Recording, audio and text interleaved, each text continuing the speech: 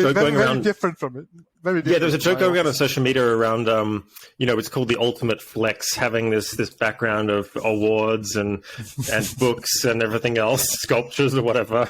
Anyway, it looks impressive. So welcome to the show. Look, I originally found out about you through, I think it was a LinkedIn post, and it was just really interesting because at the time, like, I specialize in growth, and it was on growth, which is probably why it appeared. And then I found out you went to the same university as me, and then it was around growth versus profit and long-term success and the difference between the two. But you, more importantly, you had empirical research to back this up. And I found that really interesting. You're a professor of entrepreneurship. I'm a professor of entrepreneurship.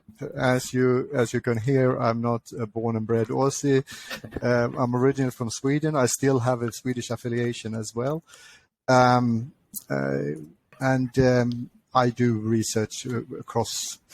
I mean, I've been in this game for a while, from when entrepreneurship hardly existed, and followed this field since then. And small firm growth was actually my dissertation topic back in the late 80s, or youngest Stone Age, as we say. So, and I have returned to that. Nowadays, it is not my main topic, but I've done a few big studies on. My dissertation was one of the main things is the motivation to grow, the willingness to grow, which isn't so to be taken so for granted as it is in most economic theories. I had a big project on high growth firms, which there was a lot of hype in the 90s, but there's always something that is going to save us, right? So sometimes it's startups, sometimes it's high growth firms. And unicorns and so forth, right? And it's always overhyped. So we had a big project on high growth firms as job creators, and we also sort of took a critical look at what are we really talking about, because depending on how you define or measure high growth, you end up with completely different sets of firms, and they don't tend to be in that category for very long, right? So it's not a type of firm; it's a development stage rather than and one that most firms never get into. So then an important study that I think we're going to talk about is the one about growth and profitability. That was quite important and seen as a bit controversial, and which has been massively replicated recently and so forth, and which is a great thing for a researcher that someone cares enough to replicate it. And it's one of the main problems actually, that we come up with a lot of ideas, we come up with results from individual studies, but you can't trust results from an individual country at a particular time in a particular study at a particular time in a particular country. You need to have cumulative evidence before you can be really sure about. Well, it sounds great. I really want to ask you about that, but just before we get to that, just so we're clear, what is entrepreneurship? Because this came up just today when I said, "Oh, look, real entrepreneurship is really hard. It's full accountability. It's long hours. It's not really glamorous whatsoever. A couple of crazy people sort of go and do it.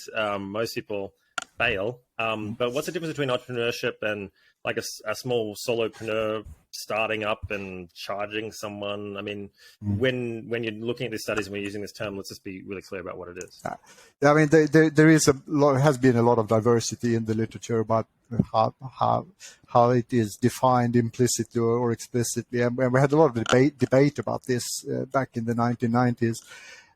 Now it is used as a somewhat loose umbrella term for the field of research and field of education, and we use more precise terms in the research.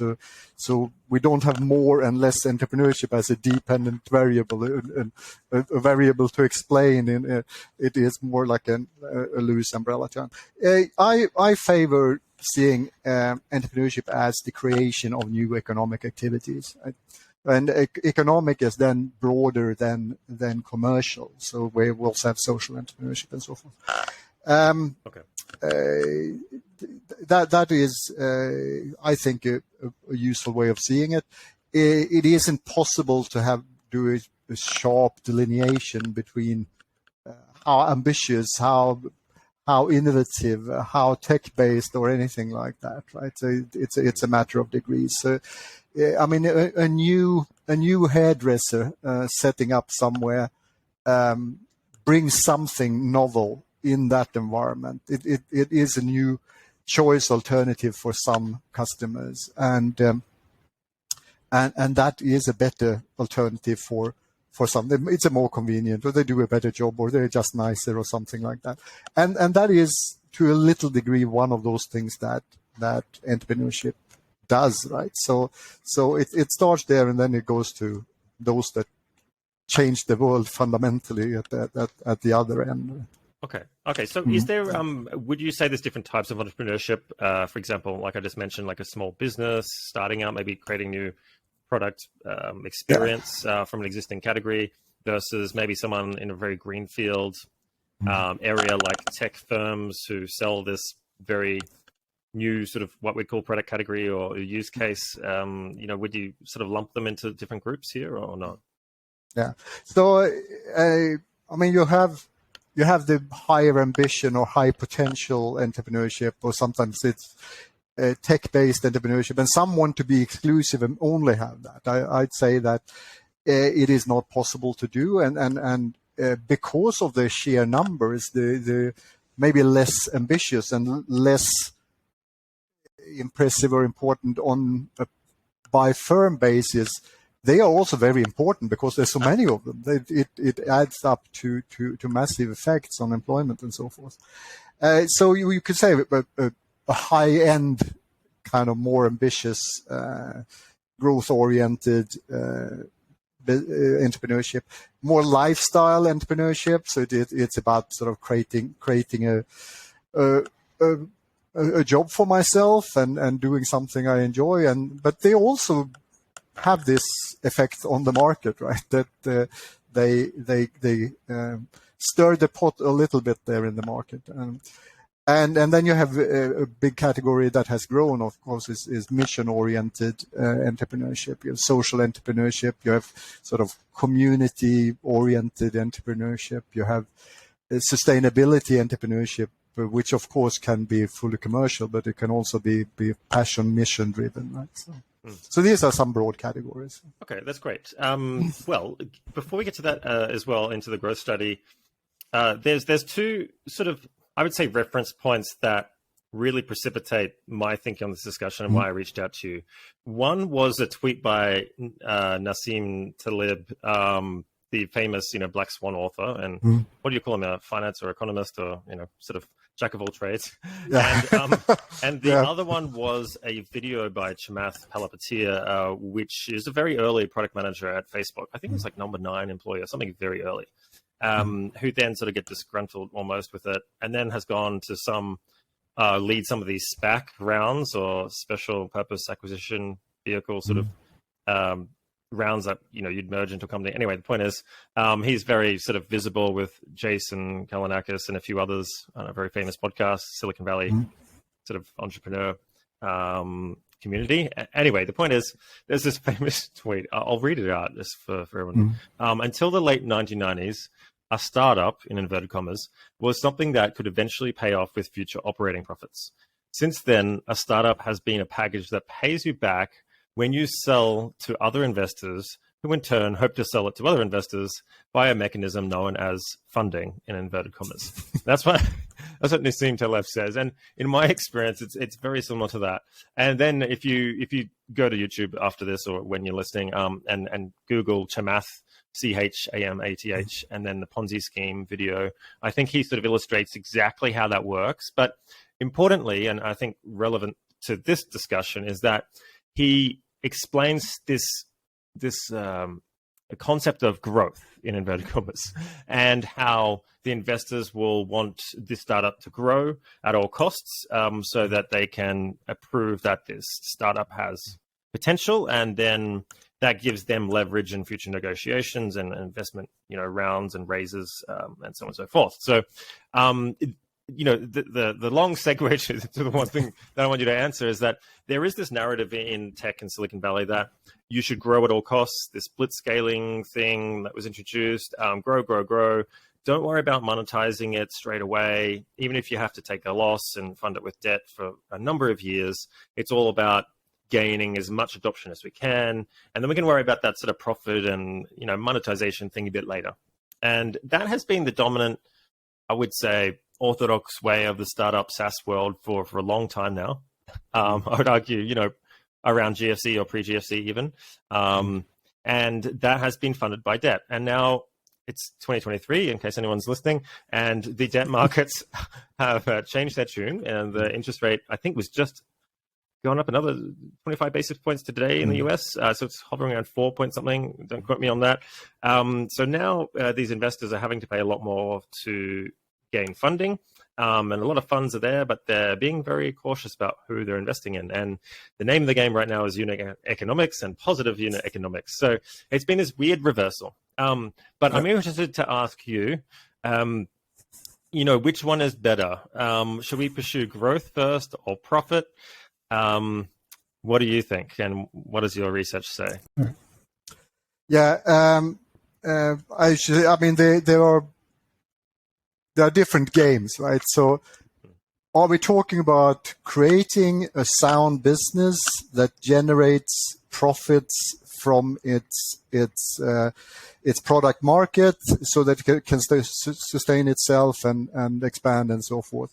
Or are we entirely in the game of finding the greater fool, right? So someone who's going to pay for this still unproven, but perceived or portrayed as promising thing. If we're talking about creating real businesses that eventually will be successful as businesses, that they will reach a point where they have sustained viability and they have paid back all the costs it took to create them, and then continue to operate. There, I would say it is quite clear that we, and this was the study we published back in 2009, right, when we had large data sets from Australia and from Sweden, so thousands of businesses, and we looked at so profitable growth is, everyone would agree that is a sound place to be, right? So we say, okay, how do you get there? Do you get there by first becoming profitable at a modest scale, and then you expand this thing that has proven profitable? Or do you go for growth, and as a result of your growth, you also become profitable? And there is quite a lot of theory that suggests that the latter would be. I mean, we were talking about first mover advantages, yes, or at least we did back in the 90s. Pricing penetration you talk is like about a classic strategy, right? Like you go in low and you capture the market, then you can raise the price slowly. Scale economies, experience effects, and you have the networks effects as well, which unfortunately applies to very small minority of businesses. So what we showed in that result was that overall, in both countries, in all industries, in all size classes, I think we had somewhat shaky results in retailing or something like that. But otherwise, it was very clear you're much more likely to end up in the star category, above average growth and above average profit at the same time, if you start with above average profit. Right? So profit first. Moreover, if you do go for high growth from a weak profit basis, you're much more likely to transition to the worst corner, namely low profit and low growth in the next period. Wow. So it means normally businesses don't become profitable as a result of their growth, and they can't sustain the growth either because it is expensive to grow, right? On other people's money. And if you don't have a superior product to offer the market, then you won't have any margins. You will have to buy customers by undercutting price and so forth, and that is not sustainable. And next time around, the external investors that you need will not be impressive because you haven't shown profitability. So their patience will run out. And that what happens, though, you slump into the living dead category. I just want to pull you up. What does more likely mean in this case? Like, is there a factor? Obviously, there's like averages between these different sectors. In most analysis, 2 to 3 times in both directions, right? So they're 2 to 3 times more likely to go to the star category for those from growth, 2 to 3 times more likely to go to the what we call the poor category, the loser category for those that start from high growth. Because just the context. This is in social science research a very strong effect. Wow. Because I mean that's the complete opposite of what a lot of these companies are peddling. Like let's just take for example, what's an unprofitable company, a tech company now that you can think of? I know Snapchat's having problems right now, getting corrected. Again, it's a social media network, which is a network effect sort of type company. I know Uber has. Uber is still in the red, right? Yeah. They're way below what even the IPO was. Again, probably markets can distort that, but I mean they're struggling. I think Airbnb is doing okay, but I wouldn't say any of them are like wildly profitable right now. And Amazon probably is.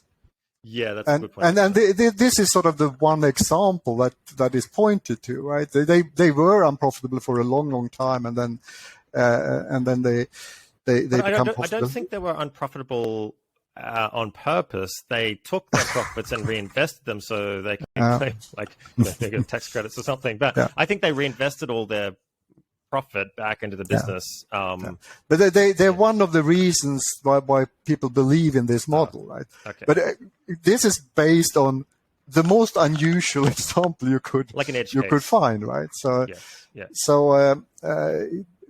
by and large, no, it doesn't happen. And I should say what we show directly in the research and in replication research is how they move over time. We don't really go deep into the reasons for this, why it is. But I would say it is not sort of the profit as such that it is what that represents, right?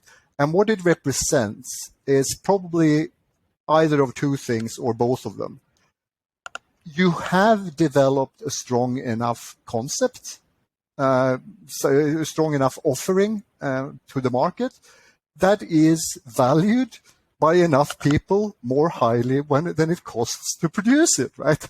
This is really business 101, right? Yes, business administration 101. It's like product business model validation 101. Yeah. Do you have something people want? Are they willing to pay for it? Can you produce it for less money than people are willing to pay for it? It's like, if yes, then you've got is there enough of those who want to pay at that level? Right? Yes. The other thing is a sound culture in the business, and I saw signs of this as early as in the 80s. There were studies of in Sweden of the startups from a university, a tech university there, right? And VC backing. I mean, VC was relatively new then, right? So venture capital infusion, and this was just case based. It was quite anecdotal, but those that made it were not those that took in a lot of external money. Those that made it were those that did anything to bring in an income stream. I mean, it could be unrelated to the main product. I mean, they would be consulting and working nighttime to make it possible. Right? But it establishes a sound culture that in the end, money needs to come from the market. Costs need to be kept reasonably low, and you need to be careful with it. When you have this impetus to grow very rapidly, you do it on external money, and so you don't get enough care in developing the offering. You don't get enough care in developing the optimal way of getting this offering to the market, and you don't get the right mentality. It's okay when the when the money is burnt, we go back to the same source of money again, right? Until that doesn't work, it sort of right? reminds me of this analogy, like it's like fitness training. You're trying to get fit, but one's in low gravity environment, one's in a high gravity environment, and you know that force, the high gravity, forces you to get a lot fitter faster and stay fit rather than the low one. Yeah, okay. So culturally it conditions the organization and focuses them on something that will sort of be a guiding star for the future and sort of continue. I get it. But just one thing you said earlier, and this came up in an earlier talk you did, was around the growth companies. Sometimes they can get focused on buying a customer instead of like earning a customer. Can you give me some really good examples of this? Because this is something that I come across personally a lot, which is some startups like to use arbitrage advertising sort of plays to harvest demand and buy customers bidding in an environment with their competitors to try and get them at X unit cost without really understanding whether they're a good customer in the first place and you know where they're positioned, and there's a lot of trade-offs with that. So I've seen this firsthand, but over to you. I mean, what is this concept of buying? I mean, you're probably better than me to come up with the examples, right? It is there are two things. One is a simple undercutting. You sell whatever it is, or you give it away for free to begin with, right? So to get the users and so forth, and not knowing how is this going to create an income stream, because relatively few businesses have this potential for massive advertising income, which has been for Facebook, for example, right? That is an unusual situation that you will have that and Google, right? So they, again, very, very unusual big examples that mislead expectations and behavior. I think Uber is an example we're talking about. I've seen that because it was a gift to us that Uber came. I mean, in Australia, I had this regulated taxi industry that didn't adopt any technology when they should, and so forth. And when I lived on the Gold Coast, if it was a Friday night, you could call them and they would take your business, and maybe they would turn up. They wouldn't even give you a time estimate, right? Oh, the taxis, yeah, it was terrible. And then Uber came, and I remember it was really cheap for me because I got into it when I was overseas, and it wasn't even available back in Australia, but I was using it because there's a small cohort. It was very underground. And I remember the prices were so cheap, and I didn't care about where you went or the distance or whatever. So you get around really cheaply. And then I was talking to the drivers, and I remember I asked them how much they got paid. And it was all, I would call local Australians, as in maybe they'd been there for a long time and, you know, a bit older or whatever. And they were getting paid like $45, $50 an hour, even more. Like it was really, really attractive, good money. And they were getting paid by PayPal, and they didn't have to declare it as income. So they kept it in their wallets. The point is, there was a disparity between how much I was paying, how much they were getting for that effort. I know Uber was subsidizing heavily that, especially at the start. And I noticed over the years, maybe the drivers are getting paid less and less, and the fares for us as the passengers are going way higher. Exactly. And like, then it becomes it becomes less attractive for the customer, and it becomes less attractive for those workers. So they're going to retain those that have fewest alternatives, right? So they're going to get worse drivers and fewer customers. So I mean, I used to regularly use Uber, but more lately it is, I mean, often more expensive, it's longer wait. It's becoming what taxis used to be, and now I think using the taxi apps is probably a better option, to be honest. That's the irony in this whole thing. I guess that's what we call market clearance or equilibrium or something. So what exactly do they disrupt? I don't know. And anyway, I think it's some sort of... No, but I mean, it did something good. I mean, you could say it has been subsidizing travel for us. And when that comes from the private sector, that's better than it is the taxpayers' money, so that subsidizes at least sometimes. Okay, so well, coming back to your point though, around maybe I can add to this discussion, but in my experience, there is extreme heterogeneity in customer acquisition. And when you look at averages, it doesn't look at how good a customer that customer is.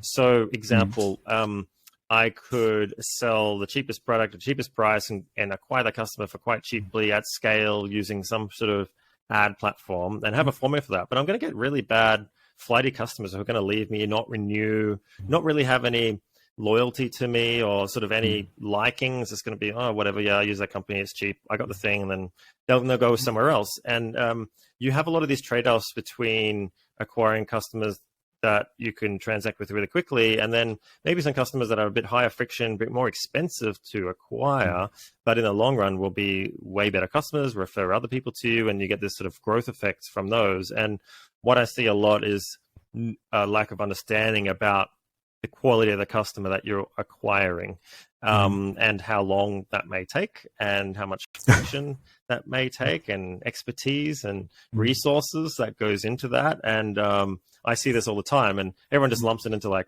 customer, get me a customer.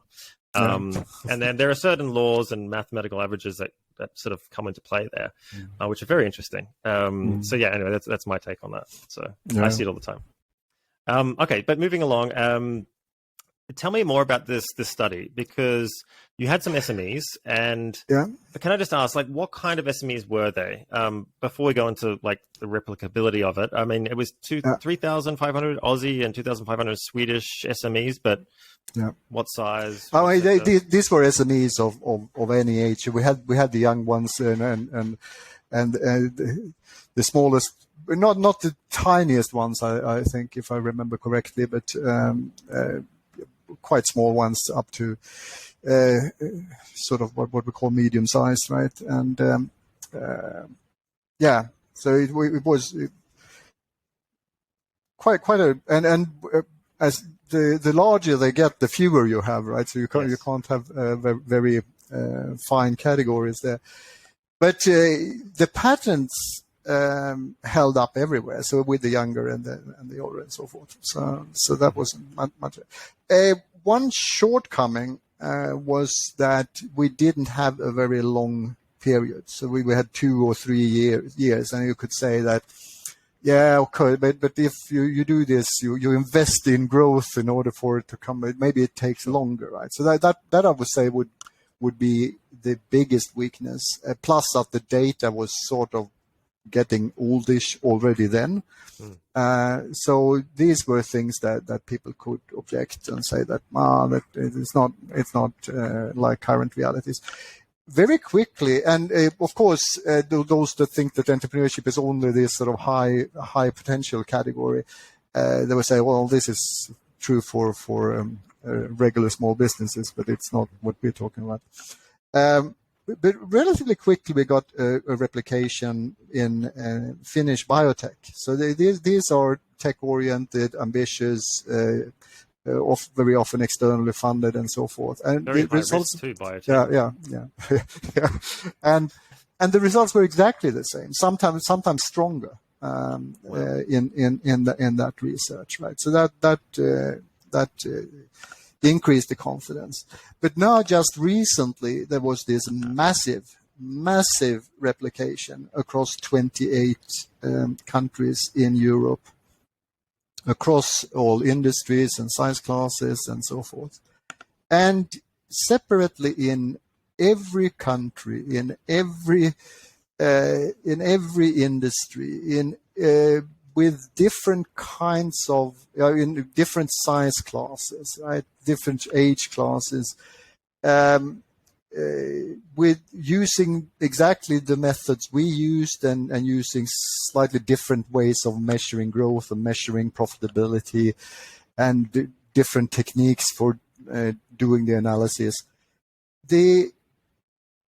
I have never in my career seen anything in social science that have so consistent results in analysis after analysis and after analysis. So in most cases, I mean, there's some variance in the strength of the effect, but across most of the analysis, 2 to 3 times more likely to go from growth to high growth and high profit, from high growth to high growth and high profit, then to go from the other way around.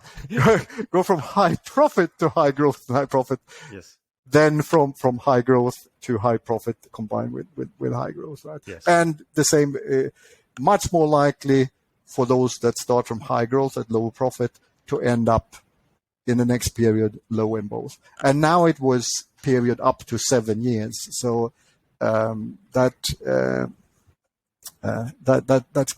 quite an, it's time for those who still believe in growth first to show us their compelling systematic evidence for that. I'd say that some things are different in the digital world for sure. Mm-hmm. You can grow much faster with digital offerings and so forth, right? Mm-hmm. But it doesn't change the profit issue. Okay. You can grow, but the other pieces need to be in place. There must be enough people who want this and want it enough to pay what it takes. Or some, I mean, it may not be a user pay business model, but there may be some kind of revenue that covers this. Right? So you also had some quote there for some sort of growing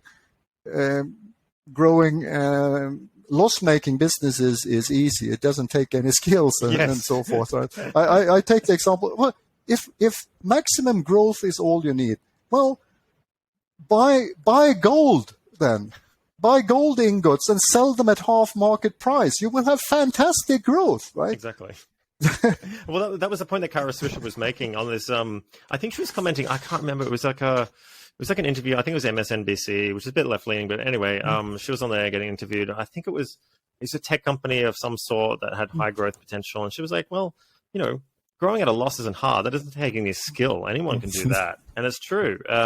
Some of the companies I deal with, I'm like, I don't acquire customers. Like sometimes they struggle acquiring customers. I'm like, well, I can do it. It's just like, it's a matter of how much that costs and whether you get any payback from that in the long term. Sometimes there's a bit of a lag effect if, it's a monthly billing thing over a long sort of number of months or years. But you do need to do those unit economics and make that decision. So, and it's very funny when I've done that. Sometimes the way that we're spending the money to acquire the customers is very different to how they probably should be spending it. So they tend to go with the easiest path of resistance to get the customer at the cheapest cost versus maybe some employing a salesperson, doing some prospecting, one-on-one phone calls, events, face-to-face things that are maybe more expensive and not as scalable, but when you crunch the numbers, are way better for the company, short and long term. So it's a funny trade-off that happens. Yeah, there's a lot of unsound stuff going on, right?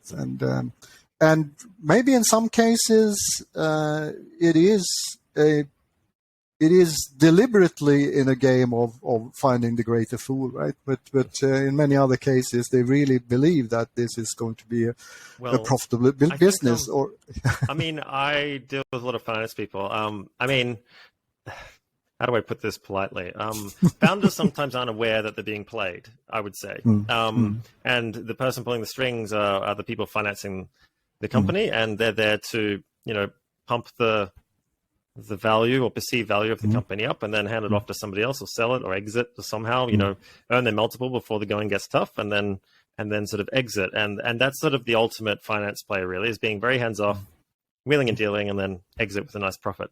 They don't actually really care about growing the company. They care about growing the perceived value of the company at all times. So I think there's this strange dynamic sometimes between the people operating the business and people funding the business, which is we should say here that you have the whole range from very serious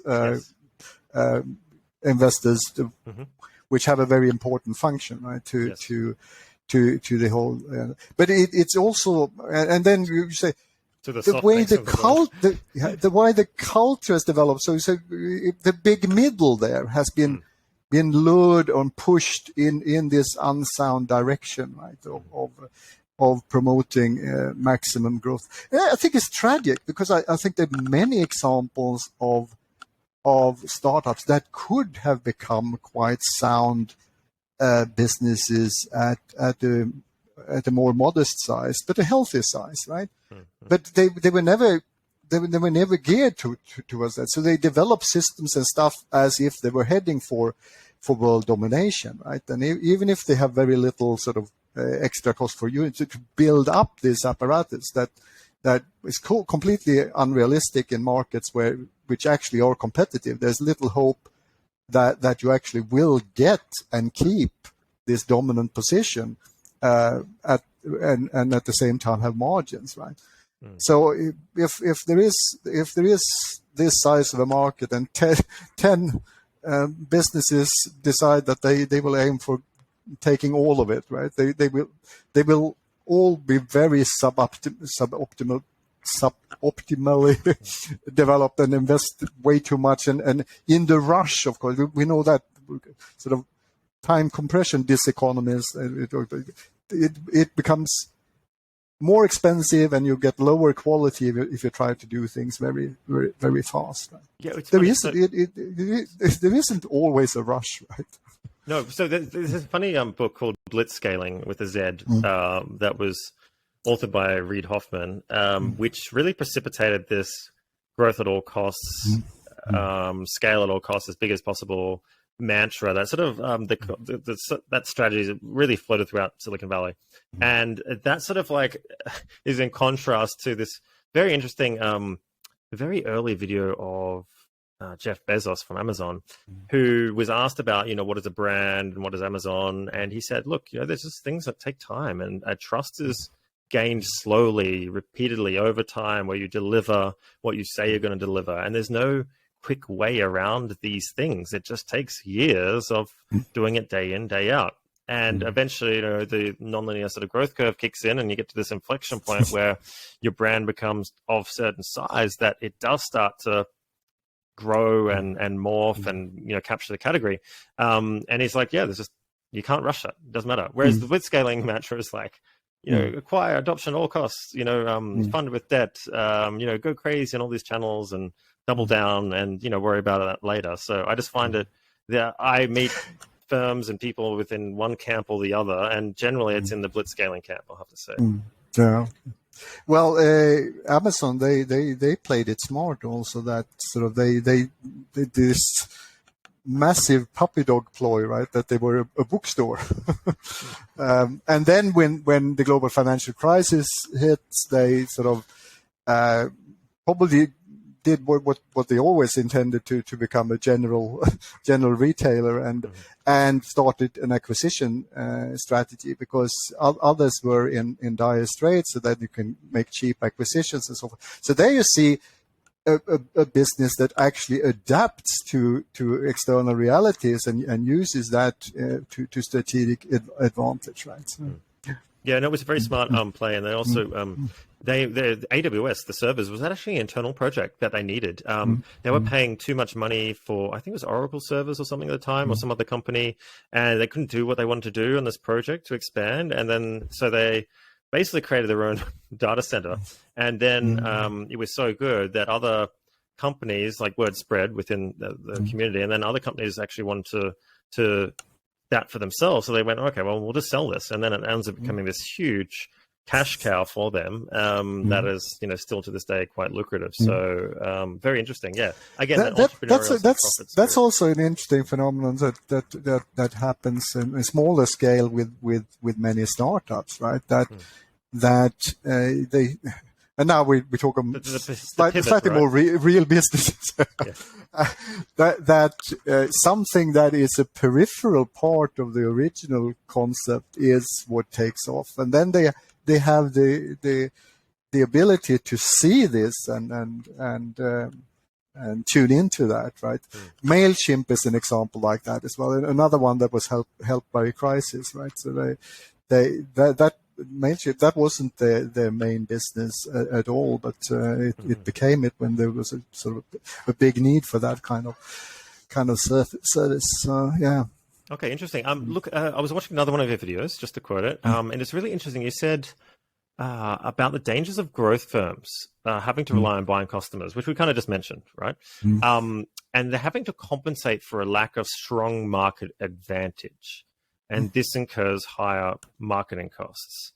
Tell me more about what you mean by strong market advantage. Are they buying the wrong customers or unprofitable customers, and And what are the reasons? I guess mostly it is about either having a superior offering or having a superior way of keeping costs down, so you can offer more or you can offer the same for less, and you can do that sustainably, right? Mm-hmm. So yeah. So it could be a process or some sort of manufacturing something, a technique or a system, or so some kind of competitive advantage, basically.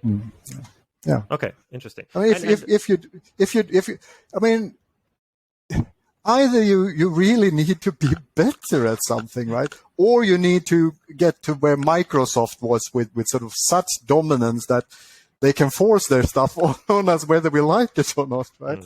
But I mean, then again, you end up with those extremely unusual examples that will not apply to 99.90% of all businesses. Yes, the edge cases. Yeah. Okay. So you mentioned this before about the reason why these firms who seek profit earlier tend to do better. Can you expand on that? Like, what are the main things that they do better, or that causes them to be self-fulfilling in a way? Well, I don't know if I can. Then you mentioned culture, but. Yeah, but I mean, these are things that I haven't, in my own research, looked deeply into, right? Sure. So then it becomes more speculative. So as with my research hat on, I can speak with a lot of confidence about the broad patterns that sort of yes, it is 2 to 3 times more likely that they come from high profit to the star category, and it is to and so forth. Then it is mostly interpretation, and it is images from other research, right? But it is not a systematic accumulation of the evidence on my part, I said. But I think there's a lot of logic to it that either you develop a better market offering. So you offer more for the same money, or you offer the same for less money, right? And you do that sustainably. And relatedly, you're just better at running your business. So you have a much better cost situation. See, so one thing I didn't mention before is the way this funding game goes is that if the startup or the early business that's being funded perhaps by external investors, if they become profitable, they don't need further investment because they can reinvest the profits into growth. So it gives the internal operators or the founders or people running the business more leverage in negotiations down the track, or they can cut out their investors. And this is where this very interesting dynamic comes along between investors and the executives or owners of the business. That is very interesting, which is why I think sometimes this other narrative around growth is somewhat peddled. So yeah, there's a lot of politics that goes on. So have you encountered any of that, by the way, or you probably don't get down to that level? Well, I'll get into another of your questions which relates to this, and that is how the phenomenon of entrepreneurship and how it is perceived has changed over time.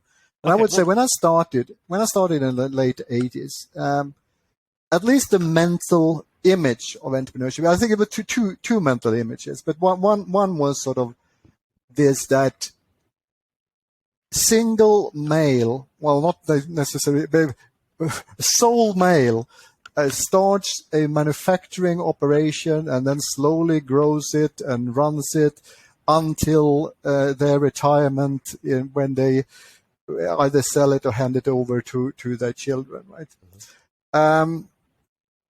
And we can get back to the other mental image as well.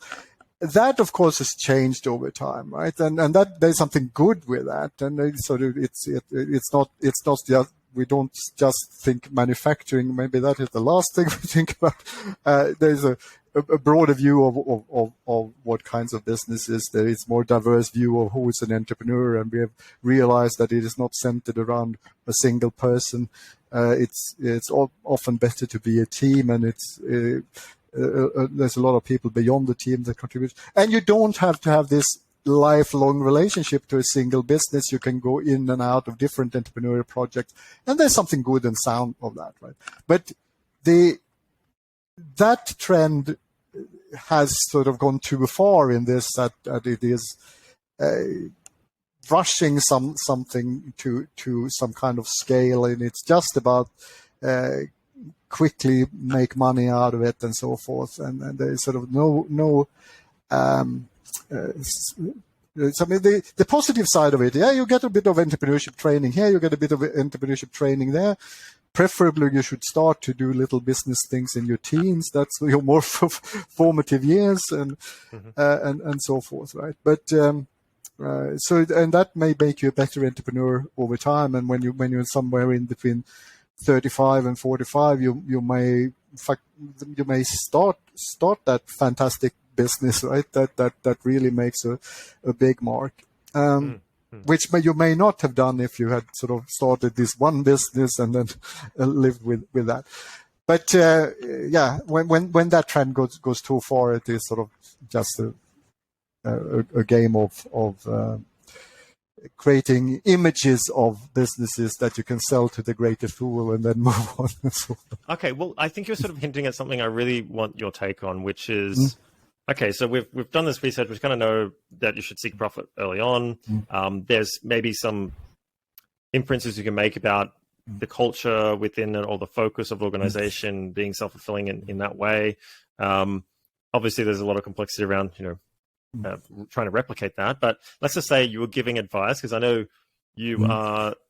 What's your official position? You're on the board of a couple of things. You work with Canberra and the Queensland Entrepreneur Organisation, and you work with the federal government as well, correct?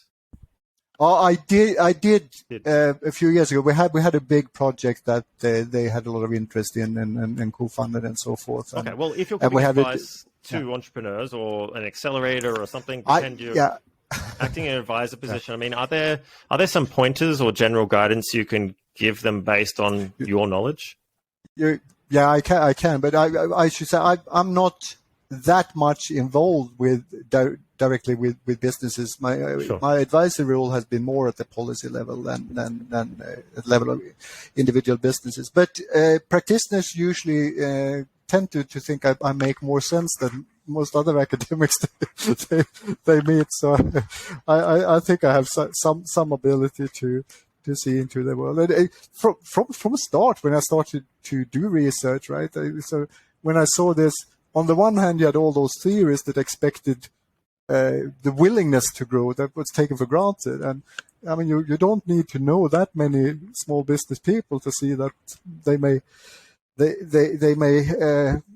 like some of the consequences of growth, and there are others that they may find a bit daunting, right? So yeah.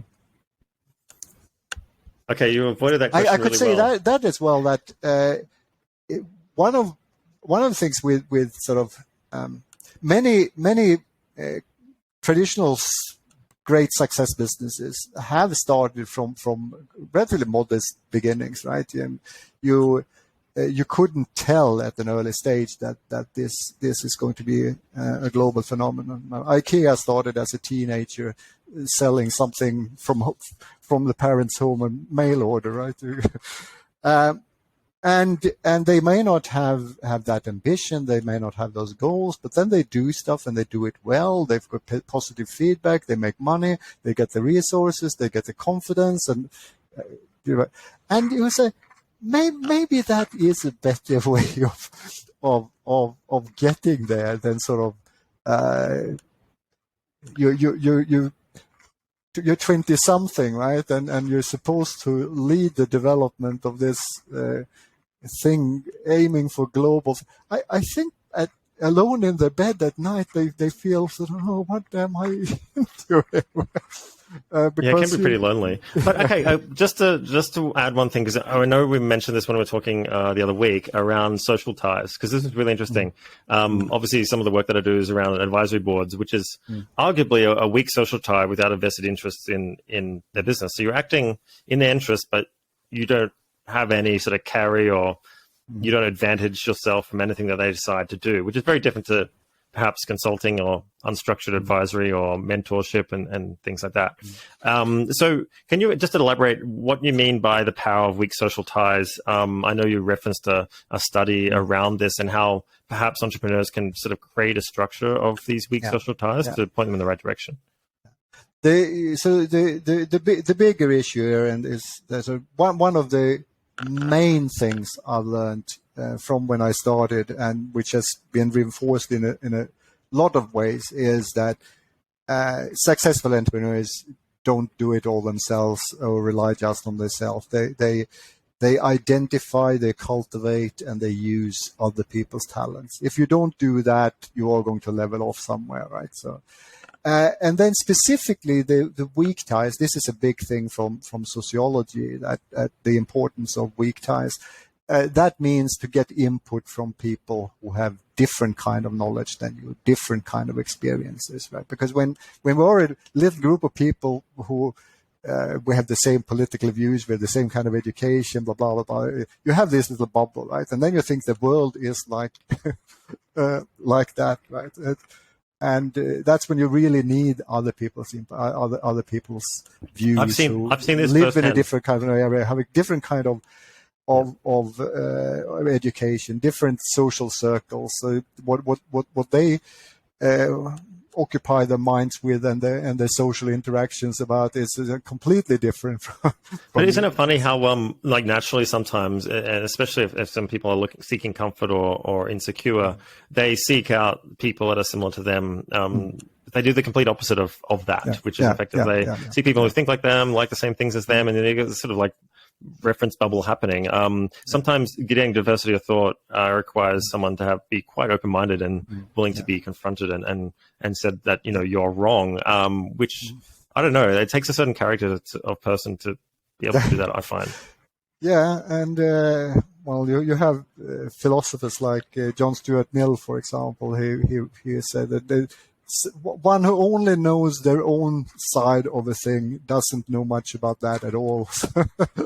and I think that they had sort of an higher education ideal in Britain, and I think they still do in some places, that you're forced to argue the opponent's point, right? You train this again and again. I think it came from some African culture. I think that dynamic is like when you have an argument, you must repeat back the opposition's argument so that the other person knows that you understand their argument, and in doing so, you get a better, better. I think we should have more of so role play in education and all that, and where you're also forced to sort of do really well in arguing things you don't believe in. So, and I think it is eye-opening, and higher education should be mind-expanding and eye-opening more than it is now. I think we've lost something when higher education has become a mass phenomenon, and so it's a. I call it the snowflake effect. It is seniorer high school rather than what it once was, right? So I remember trying to do debating. I remember doing debating in like high school, and I had to take the side of for or against, and it was against my actual own personal views, and I found it really hard because passion isn't there, and you need to debate and get your point across, but also get the crowd on your side about something you staunchly don't believe in underneath. It's actually quite hard. But I like it. I mean, it's turning into business. I mean, every meeting I have, I'm inserted in there, and sometimes there's a group of people and there's a lot of discussion, and there's a lot of people who don't agree with things. And I find, asking why they have that opinion, and then sort of pulling that apart and removing some assumptions, and you can make completely different decisions after the end of the meeting than you would have had otherwise, just using groupthink. So interesting.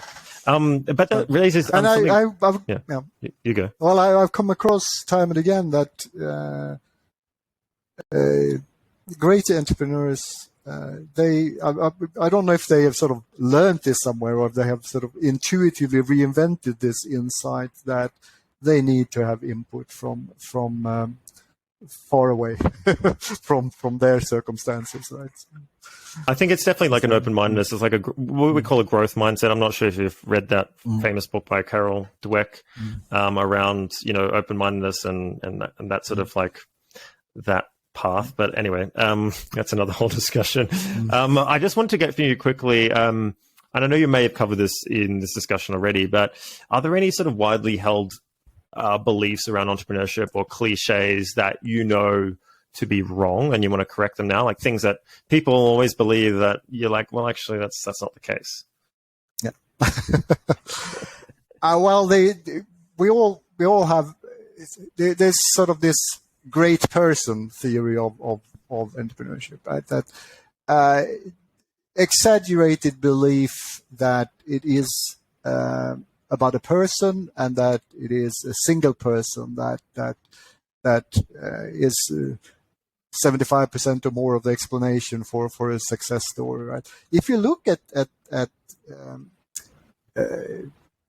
serial entrepreneurs, right, their different projects have wildly different outcomes. So it can't just be about the person, right? So and part of that is also this idea that people are born entrepreneurs, right? You can't train, you need to be born an entrepreneur. Now, of course, genetics are strong, and people are born with less or more or less potential for things. But what do we mean when we mean someone is born an entrepreneur, right? We take little baby Steve Jobs, and we take little baby Elon Musk, for example. And we take them at birth, right? And we put them with nurses into a dark room, and we feed them, and we give them no other stimulation, and we keep them alive. And then we let them out at age 20. I don't think if they survive this treatment, I don't think they would start any companies, right? So what do we really mean, right? When we say, of course they have learned things, right? If over time that they have taken on board, if it has been formal entrepreneurship schooling, or if it has been experience based, or it has been other types of, entrepreneurship, you can benefit a lot from the persuasion principles of social psychology, for example, and you can certainly benefit a lot from superior technological knowledge and so forth. So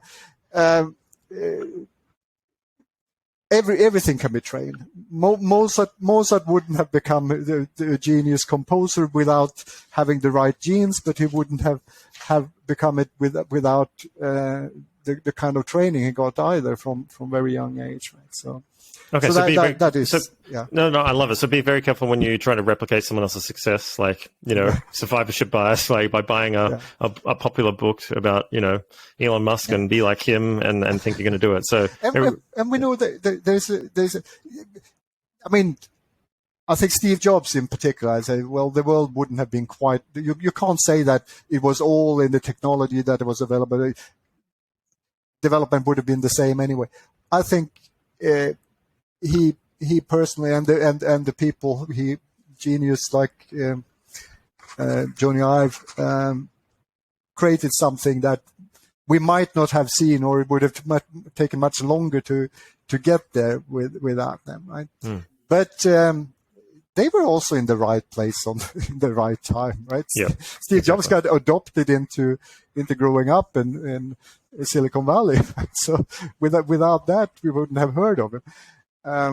And likewise with Bill Gates, right? He was just at the right time, and in his teen years, he had some access to get an outlet for his computing interest, his programming interest that 99% plus of all kids at that time wouldn't have, right? So and his mother hooked him up with their first customer, which is an enterprise customer, IBM, I think. So nice little leg up to start. But then he must have had something special as well, because he actually did this teenager startup thing, and then he became a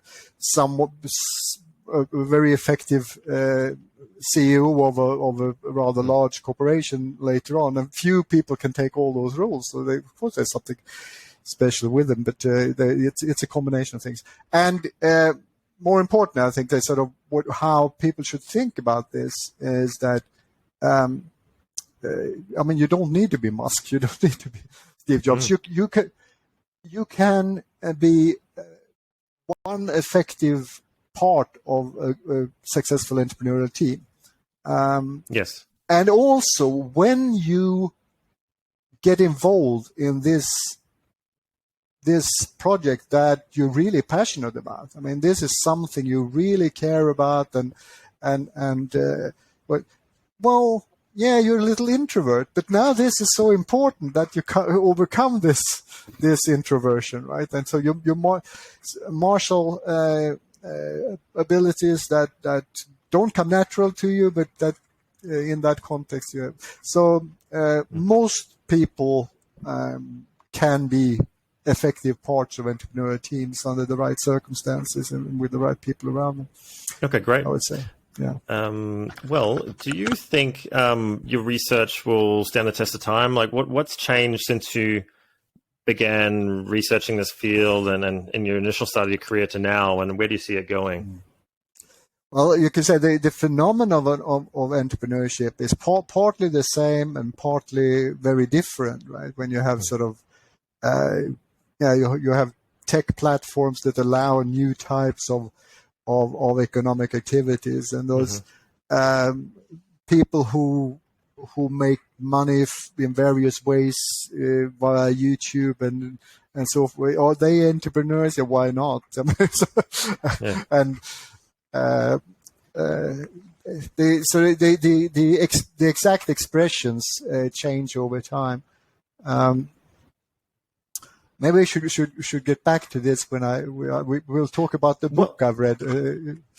Yes, definitely. But I mean, at the same time, do you think these principles that you've discovered around profitability and growth and that dynamic will still apply in the future? I think that stands. The proportion of new business that really are in such a situation that it is sort of a winner-take-all market, you really need to be fastest with the mustest, like Drucker. That is so unusual. It's not non-existent, but it is so unusual. In most markets, you have a more normal situation. You don't have an outlook into more or less a monopoly or oligopoly where there's only room for a few, and where you can have absolutely massive advertising income and so forth. It's just so unusual. Most businesses, the vast majority of businesses, there needs to be a sound business and that is business administration 101, right? Revenue bigger than cost. Yeah, exactly.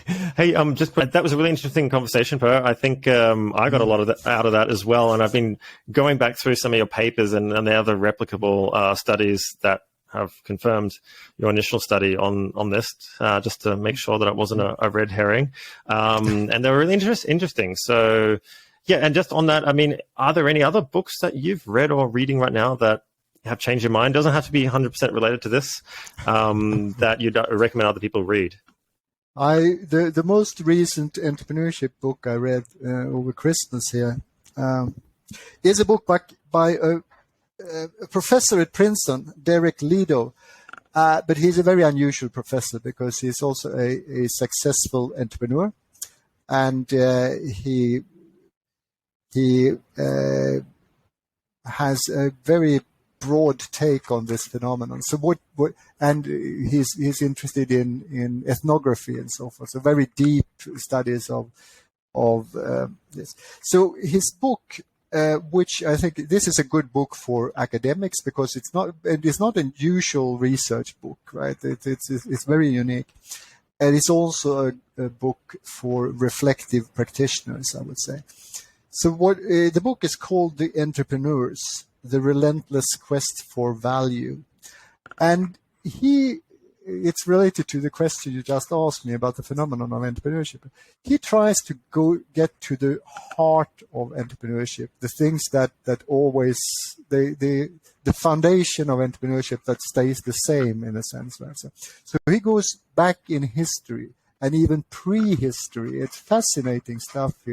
But he connects it all the way back to present day as well, right? About the in this book. So I think it is a very interesting read to reflect on, and it is for a researcher, for an entrepreneurship researcher, it's different from what you normally read, and for a reflective practitioner, it is a broad take. I love it. I'm going to get that. I think that's quite interesting. Yeah, no, definitely. I mean, and talking about that, I mean, I had a quote. It's a tweet that I read out from Nassim Taleb. Do you have a particular quote or meme or something, a quip that is quite poignant for this topic, or makes you laugh, or is just so true that you'd like to share with people? I'm not a meme guy, but I actually the Kara Swisher, anyone can grow a competent velocity, isn't hard, it takes no skill. I thought that resonates with me. I think yeah. It's a bit tragic that it needs to be said, right? But, yes. No, that's great. Okay, perfect. And over to you now. It's all about you. What do you want to get the word out about today? Got a side business, or something on the side that you want to sell, or? I have this idea. I had this idea for a book I would write, or different versions for different audiences, and a movement I would like to start. And it probably won't happen, right? But it's just right business. So right business is to subscribe to a set of principles of how you run a business, and this should be taught as part of business education. I mean, ethics and stuff like that should not be sort of an add-on, right? This should be about deeply ingrained principles of how you want to run a business, and of course, it may not be realistic to fully reach all those ideals all the time, right? But it is. I mean, you want to sell stuff that you really believe in, right? you want to delight customers and offer them that more value than they pay. You don't want to trick customers into buying and you keep them paying because it's difficult to end the subscription and things like that. All those ridiculous things, right? You don't really want to. You would prefer to sell a printer and make people to pay what it costs to actually make a good printer of that, and then you don't want them. You don't need to. You wouldn't want to have as a business to sell ink or cartridges and have software that forces you to change it when not even half has been used, or fill them a little less, right? All those ridiculous things that are done, and sometimes supported by the patent system, right? So, okay, I have something for you then. I'll plug another company that I know sounds like what you're getting at here, which is B corporations. I know there's some in Australia and New Zealand that the movement is quite big, but it goes around governance, environmental impact, community, customers, and workers. And it just applies another layer above and beyond the legal limits, and sort of instills a lot of these things. So you can get B Corp certification if you meet these certain criteria. So perhaps reach out to some of those, because it sounds like that may be what you're instilling. And it's sort of, if you internalize this as a value, then you don't take that cheap short-term solution that maybe isn't the best. You force yourself to come up with like buying customers and trying to get growth figures. You force yourself to come up with something better, right? You Yes. need to innovate in some regard in order to solve it the right way. The other way, other idea, or sort of related idea, I think it's something which time has come.